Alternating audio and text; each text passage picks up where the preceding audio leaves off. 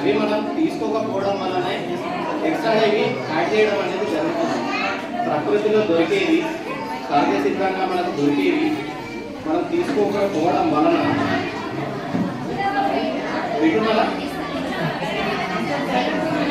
ప్రకృతిలో మనకు సహజంగా దొరికేటివి కాలానికి అనుగుణంగా దొరికేటివి మనం తినకపోవడం వలన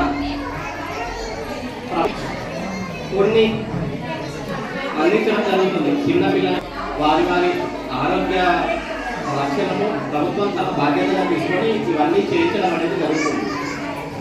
ఎగ్జాంపుల్ చెప్పాలంటే మనం శీతాకాలంలో మనకు రేగు పండ్లు చాలా దొరుకుతాయండి. ఈ సంక్రాంతి టైంలో మన పిల్లలకి ఇవ్వం, ఎందుకంటే జ్వరం అవుతుంది.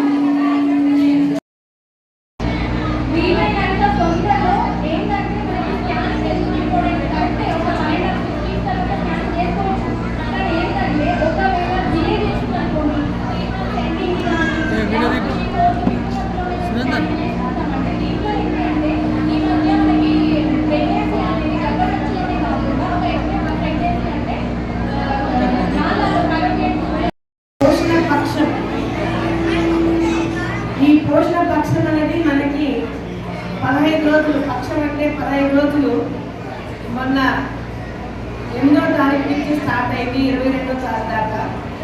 ఈ పక్షంలో ఏంటంటే మనము తరచుగా చేసుకునే పోషణ, ఆగస్టు నెలలో చేసుకునే పోషకాహార వారోత్సవాల కంటే కూడా ఒక 6 నెలల ముందు వీళ్ళ యొక్క పరివర్తనలో మార్పు చెందిందా లేదా చూద్దాం. వింటున్నారమ్మా తల్లులు? ఇది ఏ కార్యక్రమము? పోషణ పక్షం. ఈ పక్షం రోజుల్లో ఇంపార్టెన్స్ ఏంటంటే దాకా మెడికల్ ఆఫీసర్స్ చెప్పారు, 1000 days యొక్క ప్రాముఖ్యతను తెలియజేయడం.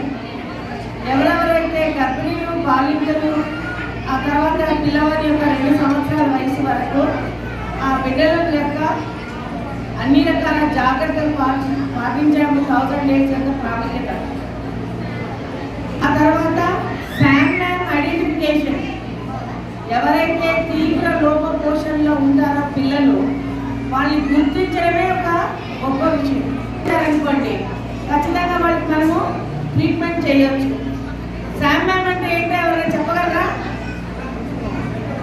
శామ్ అంటే సివియర్లీ అక్యూట్ మాల్ న్యూట్రిషన్.